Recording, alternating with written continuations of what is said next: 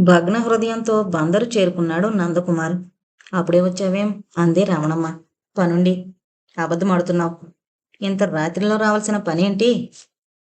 నన్ను విసిగించకమ్మా, సమాధానాలు చెప్పే ఓపిక నాకు లేదు అంటూ వెళ్ళిపోతున్న నందకుమార్ని వాణ్ణి విశ్రాంతి తీసుకొనివ్వు అన్నారు. అప్పుడే అక్కడికొచ్చిన గోపాలరావు. నందకుమార్ వెళ్ళిన తర్వాత భార్యతో సుఖముంటే ఎందుకొస్తాడు? చూసి చూసి చివరకు ఒక రాక్షసిని వాడి మెడ కట్టాం అన్నారు వాలు కుర్చీలో కూర్చుంటూ గోపాలరావు. వాడే దాని మీద మోజుపడి చేసుకున్నాడు. అంతా నా కర్మ. ఒక్క కొడుకు భార్యతో సుఖం లేని సంసారంగా తయారైంది. అంతా విధాత రాత. ఇలాగే చూస్తూ కూర్చుంటే వాడి జీవితం ఏ విధంగా తయారవుతుందో ఊహిస్తుంటే భయం కలుగుతోంది. తగు ప్రయత్నంతో వాళ్ళను ఒకటి చెయ్యాలి. రమణ, నిజంగా అమ్మాయిదే తప్పంటావా? అక్షరాల నిర్మల్దే తప్పు. ఆ అబ్బాయి ఎప్పుడూ నిదానమే. ఆ నిదానమే దాని దగ్గర పనికి రాలేదు. మొగుణ్ణి అర్థం చేసుకోలేని ఆడదాని సంసారం ఎప్పుడూ అంతేనండి. అసలు చదువుకున్న ఆడదానికే మోజుపడ్డం అక్షరాల తప్పు. వాళ్ళ భావాలేంటో సరిగ్గా వాళ్ళకే తెలియవు. దేనినో దృష్టిలో పెట్టుకుని ఏదో చేస్తూ ఉంటారు. అయినా చదివినంత మాత్రాన ఇలా తయారవడం విడ్డూరంగానే ఉంది అంది రమణమ్మ. స్త్రీకి పూర్తిగా స్వాతంత్రం ఇవ్వడం వల్లనే ఈ విధంగా జరుగుతోంది. అందలం ఎక్కలేని వాళ్ళను ఎక్కిస్తే పుట్టే బుద్ధులు ఇటువంటివే. పరిస్థితులు, పరిసరాలకు అనుగుణంగా భావాలు కూడా మారాలి. నిర్మల ఒట్టి పెంకిఘటంగా ఉంది. భర్త అంటే ఇష్టం లేదు, కానీ నిన్ను నన్ను బాగానే గౌరవిస్తుంది. సుజాత అంటే మహా ప్రేమగా ఉంటుందనుకుంటాను. మరి ఈ విపరీతం ఏమిటో? ఆ అబ్బాయి రాత అలా ఉంది. ఎన్ని మంచి సంబంధాలొచ్చినా పెళ్లికి ఇష్టపడక ఈ సంబంధం రాగానే బయలుదేరడం ఏమిటి? ఆ అబ్బాయి ఎంతగా వ్యధకు లోనయ్యాడో పైకి చెప్పలేడు, లోపల ఉంచుకోలేడు. అంతలో అక్కడకు అమ్మా అంటూ వచ్చిన సుజాత మూలాన సంభాషణ ఆపారు భార్యాభర్తలు. ఇంక పొద్దుపోయింది, లేవండి భోజనానికి అంది రమణమ్మ. ఆ అబ్బాయిని పిలువు. ఆ అంటూ పైకి వెళ్ళింది. ఆకల్లేదు రానన్నాడు నందకుమార్. బ్రతిమాలు చూసింది రమణమ్మ. పని కాలేదు. గోపాలరావు గారే స్వయంగా వచ్చారు. తండ్రిని చూసి పక్కపై నుండి లేచాడు నందకుమార్. అంతా తెలుసు బాబు. దీనికంతా ఆ సర్వేశ్వరుడే కర్త. అంతా కాలమే చక్కబరుస్తుంది. భోజనం మానడం వలన నీకేం నష్టం కాదు బాబు. మాకు బాధగా ఉంది. మా బాధ్యత నెరవేర్చడం మా వంతు. నిరంతరం బాధపడుతూ కూర్చోవడం తెలివైన మానవుడు చేసే పని కాదు. ఆకలిగా లేదంటుంటే ఎందుకలా నిర్బంధిస్తారు అన్నాడు కొద్దిగా విసుగ్గా నందకుమార్. పిచ్చివాడా, నీ ఆకలి బాధ నీకన్నా నీ కన్నతల్లికి బాగా తెలుసు. లే భోజనానికి. ప్లీజ్ నాన్నగారు, నన్ను విసిగించకండి. అంతటి దుర్మార్గులం కాదు బాబు. నువ్వు తింటే గాని మా కడుపులు నిండవు. ఇంతగా బాధించడం ఎందుకు? భగవంతుడా, నేనే పాపం చేశాను? ఎక్కడా సుఖం లేదు, నాకు శాంతి లేదు. ఇంకెక్కడ కూడా నా మాటకు విలువ లేదు అన్నాడు నందకుమార్. అంత మాట అనకు బాబు. నీ క్షేమం కోసమే మేం బాధపడేది. మమ్మల్ని నిందించినా నీ క్షేమమే బాబు కోరేది. చిన్ననాడు నువ్వు గుండెల మీద తంతుంటే మురిసిపోయిన హృదయాలు ఈనాడు నువ్వు వ్యధకులోనే బాధపడుతుంటే కుంగిపోతున్నాయి. ఆనాటి నుండి ఈనాటి వరకు నీలో మాలో మార్పొచ్చినా అనురాగం ఆప్యాయతలలో వ్యర్థనావృద్ధి ఉంటుందే గాని క్షయం కనిపించదు అన్నారు బాధగా గోపాలరావు. మిమ్మల్ని నిందించడం కాదు నాన్న, నా మనసేం బాగుండలేదు. అందుకే ఏమీ అడగడం లేదు. నీ బాధంతా అర్థం చేసుకున్నాం. పండగ నాడు నువ్వు భోజనం చేయకుండా ఉంటే మాకెలా ఉంటుంది? అత్తగారింటికి కొత్తగా వెళ్ళిన అల్లుడువు ఎందుకు ఈ రోజు ఇలా వచ్చావో ఊహిస్తుంటే వద్దులే బాబు, చాలా పొద్దుపోయింది పద అంటూ ముందుకు దారి తీశారు గోపాలరావు గారు. ఇంకేం మాట్లాడలేక నందకుమార్ కూడా భోజనానికి బయలుదేరాడు. అయిష్టంగానే తిన్నాడు నందకుమార్. తృప్తిగా తినలేదని తల్లిదండ్రులకు తెలుసు. వాళ్ళు మొక్కుబడిగానే భోజనం ముందు నుండి లేచారు. పండగ వెళ్ళిన 15 రోజులకు సుందరి హైదరాబాదు బయలుదేరింది. కన్నవారికి ఎప్పుడూ బిడ్డలు తమింటి వద్దనే ఉండాలనుంటుంది. అందుకే సీతమ్మ, రాఘవయ్యలు ఇంకా 4 రోజులుండి వెళ్ళమన్నారు. అందరూ వెళ్ళిన తర్వాత నిర్మల ఒక్కతే ఉండాల్సొస్తుందని అమ్మ, నాన్న అన్నట్టు మరో 4 రోజులుండు పెద్దక్క అంది నిర్మల. మరో 4 రోజులుంటే, ఇంకా 4 రోజులుంటే మంచిదేమోనని ఉండమని ఇట్లా అంటూనే ఉంటారు కన్నవారు. అవతల తొందర కూడా చూసుకోవద్దు. ఆయన ఈ 15 రోజుల నుండి హోటల్లో తింటారు. హోటల్ తిండి మీ బావగారికి సరిపడదు. అయినా ఇంకా నేనున్నాను. లలితకు చూడు, పండగ కాగానే అతనితో వెళ్ళిపోయింది. పిల్లల చదువు కూడా పాడవుతోంది అంది సుందరి.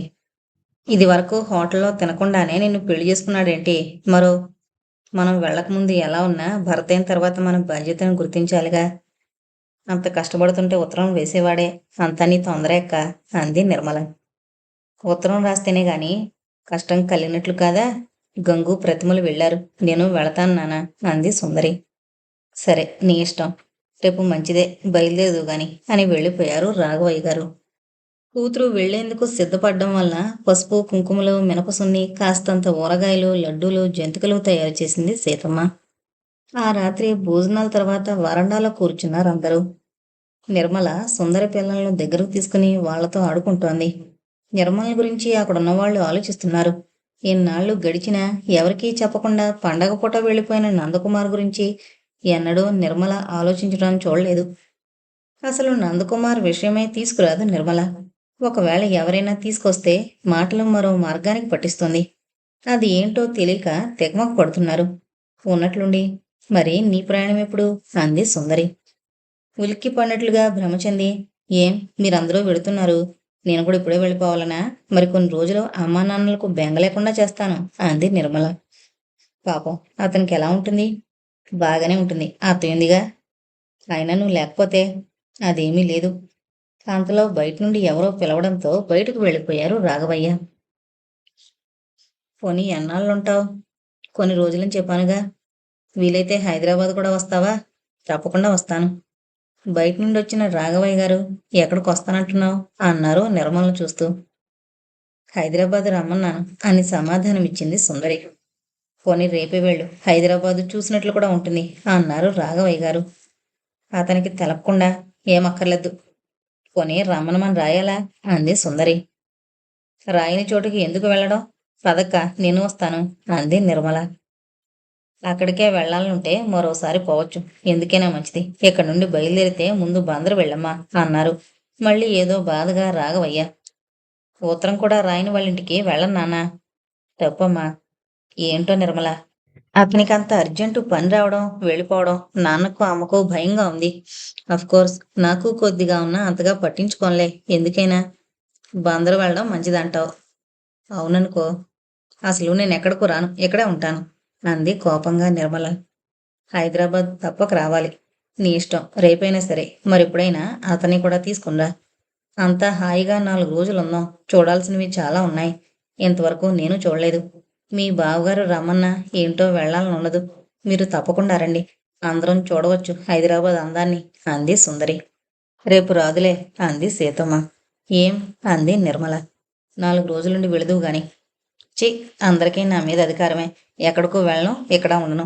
నేనంటే గౌరవం లేని వాళ్ళ ఇంటికే పోతాను అంటూ కోపంగా వెళ్ళి గది తలుపులు వేసుకుంది నిర్మల. సుందరి బయట నుండి నోరు చించుకున్నా తలుపులు తీయలేదు.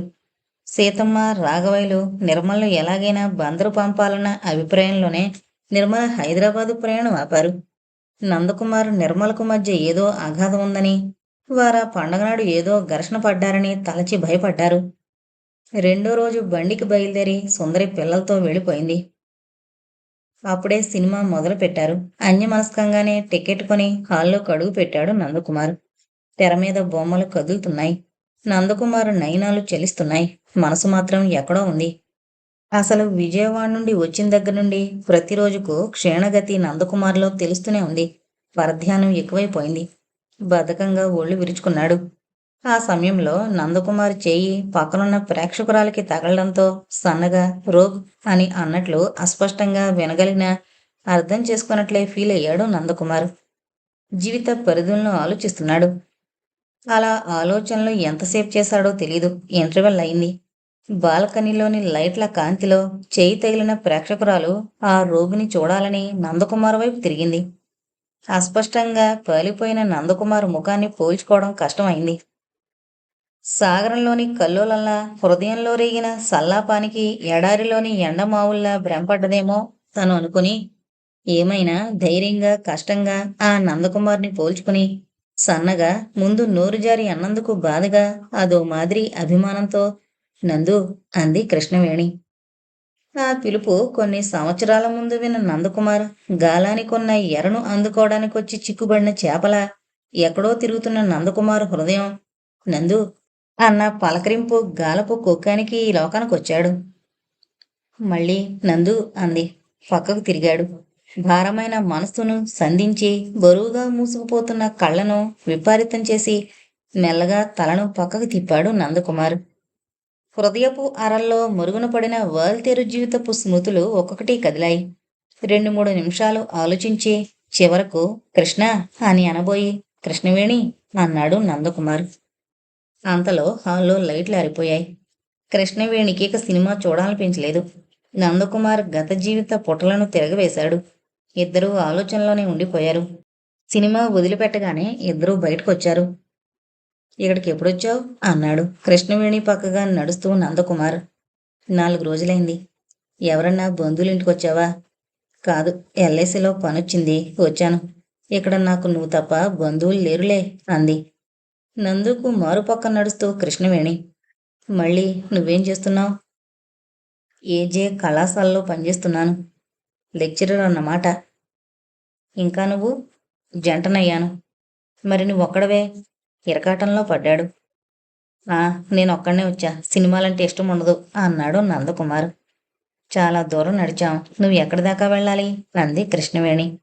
ఇంకెక్కడే విడిపోవాలి, పోనీ నువ్వు కూడా రారాదు మా ఇంటికి? ఏదో మాట వరస అన్నాడు నందకుమార్. అందులో ఆప్యాయత లేదని గ్రహించిన కృష్ణవేణి, రాన్లే, వీలైతే రేపు సాయంత్రం 5ంటికి ఆఫీస్కి రా, వస్తావా అంది. వస్తాలే, తప్పకుండా రావాలి, తప్పకుండా. అంతలో అటుగా వచ్చిన రిక్షాలో ఎక్కి వెళ్ళిపోయింది కృష్ణవేణి. రిక్షా కనిపించేంతవరకు చూసి ఇంటిదారి పట్టాడు నందకుమార్. జీవితమంతా నాటకంగా జరిగిపోతోంది. వద్దనుకున్నవే జరుగుతున్నాయి, కావాలనుకున్నవి జరుగుతున్నాయి, అటు ఇటు జరగనివి ఉన్నాయి. ఈ భూప్రపంచమంతా ఒక నాటక రంగం. అందులోని జీవులంతా నటులు. ఎవరి పాత్రను వారు పోషిస్తున్నారు. భగవంతుని సుందర ఉద్యానవనం ఈ భూతలం. మానవులు ఆయన చేతి ఆట బొమ్మలు. మంచి మానవత్వంతో పాటు వెలుగుబాటును చూపిస్తాడు మానవులకు. అర్థం చేసుకున్న జ్ఞానులు ధర్మం, నీతి, నిజాయితీతో సన్మార్గులై ఆయన్ని చేరతారు. అర్థం చేసుకోలేని అజ్ఞానులు ఎందుకు పనికిరాని దుర్మార్గపు జీవితంలో బ్రతకలేక చూస్తున్న వాళ్లను, చావలేక బ్రతుకుతున్న వాళ్లను, బ్రతుకు కోసం తాపత్రయపడుతూ న్యాయం ధర్మం విడిచి ధనమే జగమనుకునే వాళ్లను ఏడిపిస్తూ చీకటి బ్రతుకులు బ్రతుకుతున్నారు. కోరి చేసుకున్న భార్యకు భర్త అంటే ఇష్టం లేకుండా చేశాడు. జరిగిపోతున్న కాలాన్ని తలస్తూ వ్యధ చెందుతుంటే జరిగిన కాలాన్ని జ్ఞప్తికి తెచ్చుకోమన్నట్లు కృష్ణవేణిని మరలా తన జీవిత మార్గంలోకి తీసుకునొచ్చాడు. నిర్మల, ఎక్కడున్నావు? నన్నెందుకు ఇలా సాధిస్తావు? భార్యాభర్తల అనుబంధం అనాదిగా వస్తోందే. భార్యలకు అన్యాయం ఈ రోజుల్లో ఎక్కడా?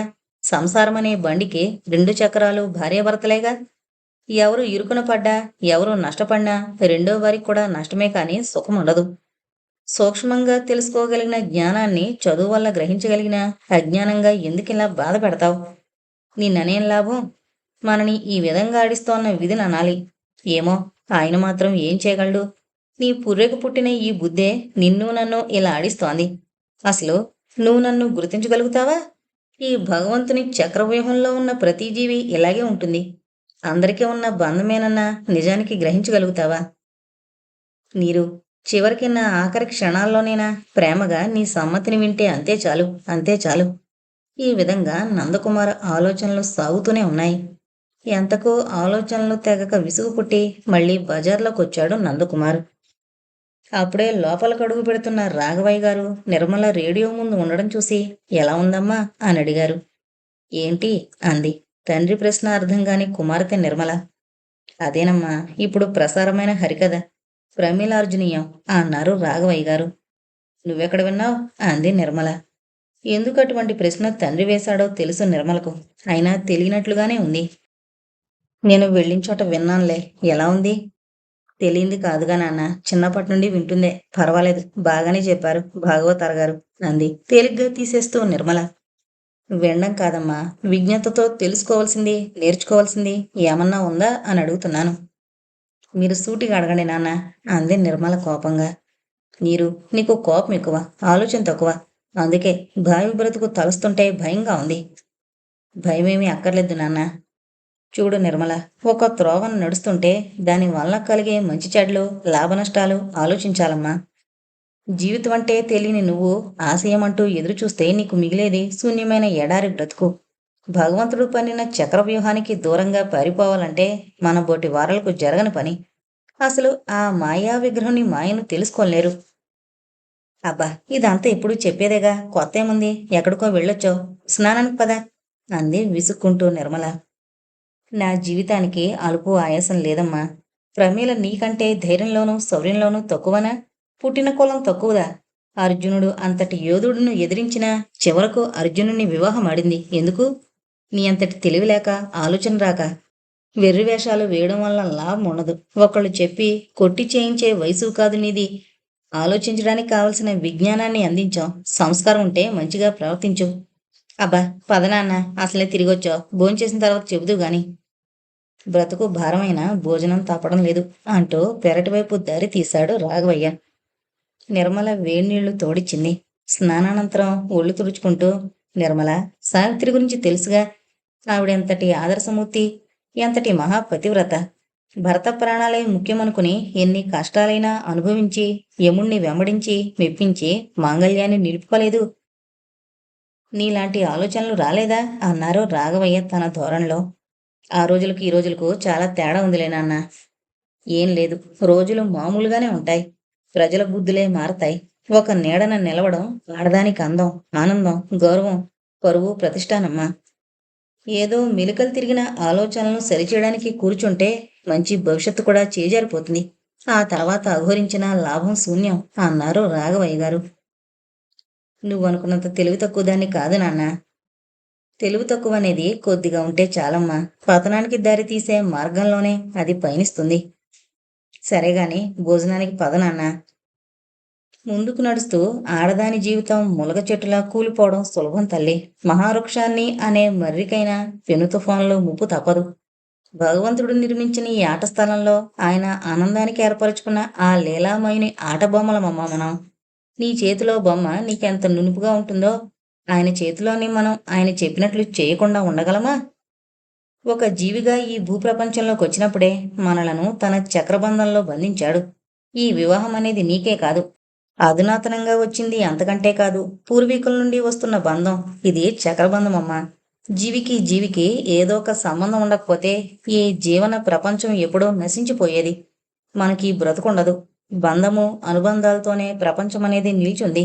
నీ బోటి స్త్రీలు ఎందుకు వివాహం చేసుకున్నారంటావు? పిచ్చి తల్లి, పిచ్చి ఆలోచనలకు దూరంగా ఉండు అని భోజనం ముందు కూర్చున్నారు రాఘవయ్య. ఏంటో నాన్న అంది. ఆ బోధలు తనకు పట్టనట్లు నిర్మల. ఇప్పుడు నీకెన్ని చెప్పినా అర్థం కాదు తల్లి. అన్ని సౌకర్యాలు ఉన్నప్పుడు భర్తకు దూరంగా ఉంటే మాత్రం నీకు బాధ ఏంటి? అసలు మంచి ఆలోచన నీకు రాదు. నా బ్రతుకు నీ జీవితం కోసం. నువ్వు నీ భర్త దగ్గరకు ఎప్పుడు వెళ్ళి సుఖిస్తావా అని ఎదురు చూస్తున్నాను. నా జీవితానికిక నీ జీవితంలో ఆశించే మలుపు అదే నిర్మల. నాన్న, ఎప్పుడు భర్త భర్త ఏంటి నాన్న? 4 రోజులు హాయిగా ఉండడానికి వస్తే ఎందుకు నాన్న ఈ పాఠాలు? నాకు మనసు హృదయాలున్నాయి. నాలో ప్రవహించేది రక్తమే నాన్న. చదువుకున్నందుకు జ్ఞానము విజ్ఞానం ఉంది. నాకు ఆలోచనలు ఆశయాలు ఉన్నాయి అంటూ భోజనం ముందర నుండి విసురుగా లేచి వెళ్ళిపోయింది నిర్మల. సీతమ్మ చెప్పినా వినలేదు. రాఘవయ్య బాధగానే 4 మెతుకులు కొరికి లేచారు. నిర్మల గదిలో పడుకుంది. రాఘవయ్య బాధగా నిర్మల గదిలోకి వెళ్లారు. నిర్మల కోపంగా తలను గోడవైపుకు తిప్పుకొని పడుకుంది. చిన్నగా మంచం మీద కూర్చున్నారు రాఘవయ్య. నిర్మల, నువ్వలా భోజనం నుండి లేస్తే మాకెలా ఉంటుందో ఆలోచించావా? హృదయం ఉండి ఆలోచించు నిర్మల. కన్నతండ్రి బాధ అర్థం చేసుకోమ్మా. నీ మీద పగ కక్ష కాదమ్మా. తన కూతురి జీవితం 3 పూలు 6 కాయలుగా ఉండాలని భార్యాభర్తలు సుఖంగా ఆనందంగా ఉంటే అంతకంటే ఈ వయసులో మా బోటివారు కోరేదేంటి? నా మీదొట్టే, లేచి భోంచేయ్. నేను చచ్చినా పర్వాలేదన్నమాట అన్నారు బరువుగా. నాన్న అంది గట్టిగా నిర్మల. అవునమ్మా, కాదు నాన్న అని మౌనంగా మళ్ళీ వంటింటి వైపు దారి తీసింది. తండ్రి మీదున్న గౌరవం, అభిమానం, ఆప్యాయతతో మునిపళ్లతో 4 మెతుకులు కొరికి మొక్కు చెల్లించుకుంది నిర్మల. హాల్లో కూర్చుని దీర్ఘంగా ఆలోచిస్తూ లంక పోగాకు చుట్ట కాలుస్తున్న రాఘవయ్య దగ్గరకు వెళ్ళి, నాన్న, నేను హైదరాబాద్ వెళతాను అంది నిర్మల.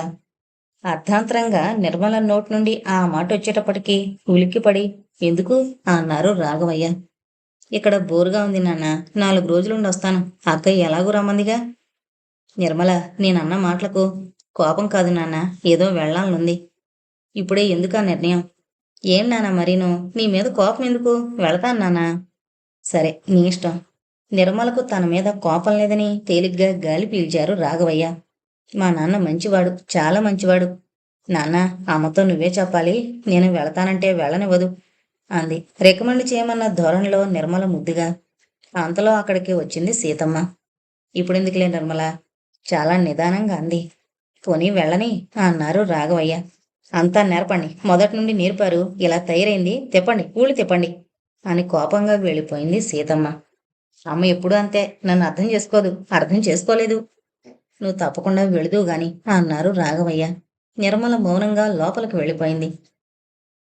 ఆఫీసు నుండి నవ్వుతూ బయటకొచ్చి నందకుమార్ని చూసి చిరునవ్వుతో, ఇన్నాళ్లకు దయ కలిగిందా, మరో రోజు ఇదేనా అంది కృష్ణవేణి.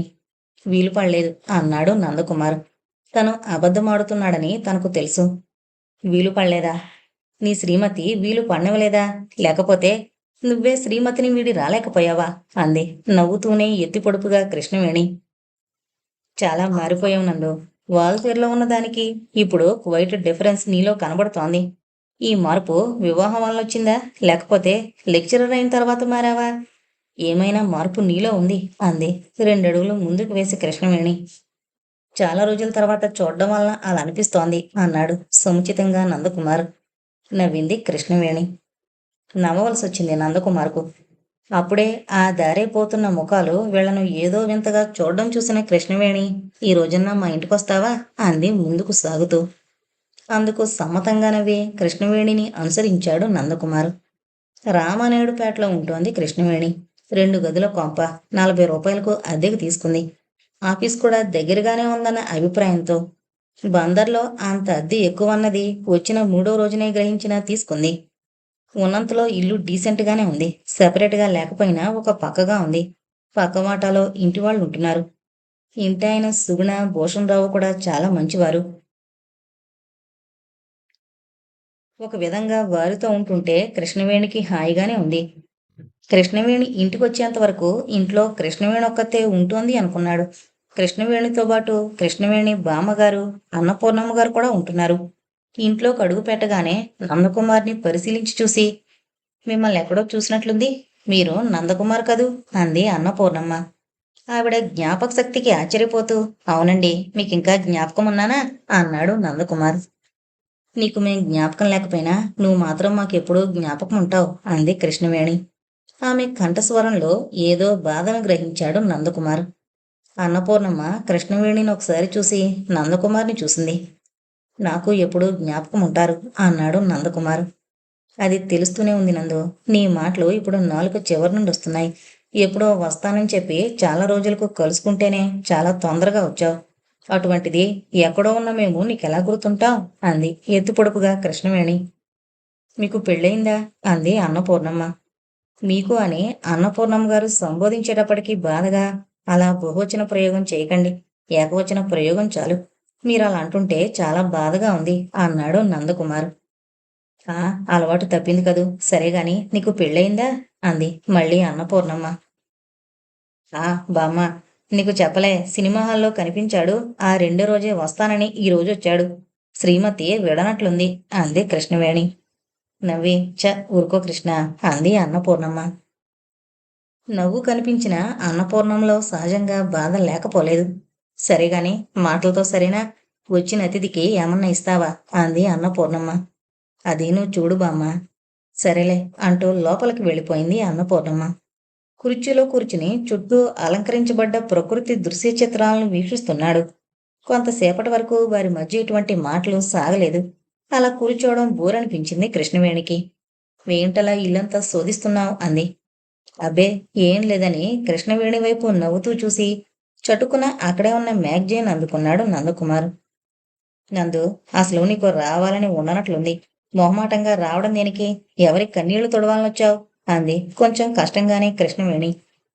రావాలనే వచ్చాను కృష్ణవేణి అన్నాడు.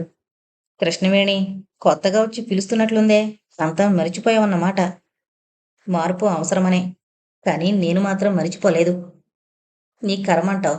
బామ్మ ముఖంలో భావాలను నీ వివాహ విషయంలో చూసావా?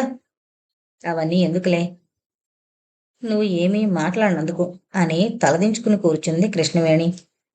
కృష్ణవేణి, ఆమె చురుకుగా తలెత్తి చూసింది. చిన్నగా నవ్వి, చూడు కృష్ణ అన్నాడు. ఆమె హృదయంలో సన్నని వెలుగు వచ్చినట్లయింది. నీ వివాహం ఎప్పుడు అన్నాడు. అయిందనుకోలేవు. ముందనుకున్నా, తర్వాత కాలేదన్న విషయం స్పష్టమైంది. ఏం? నీ వివాహానికి తప్పకొస్తాను. అయితే నీకు మళ్ళీ చెప్పకుండా చేసుకోనులే.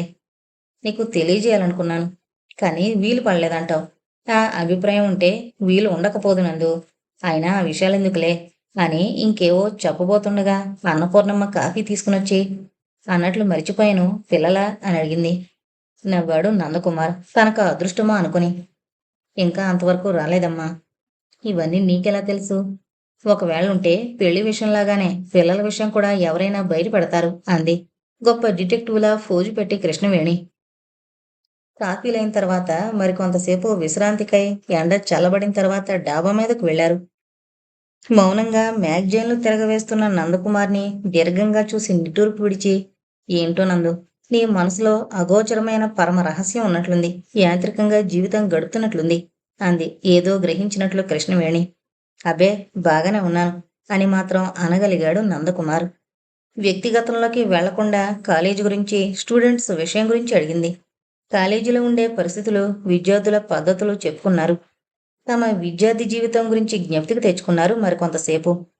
ప్రపంచ రాజకీయాలు చివరకు బయలుదేరాయి. కాని కృష్ణవేణి బలవంతం మీద భోంచేసి మరీ వెళ్ళాడు నందకుమారి ఇంటికి. నందకుమార్ కనిపించినంత వరకు బయట నిలబడి చీకట్లో లీనమైన నందకుమార్ని చూడలేక లోపలికొచ్చింది. గతించిన రోజులు జ్ఞప్తికి తెచ్చుకుంటూ కృష్ణవేణి.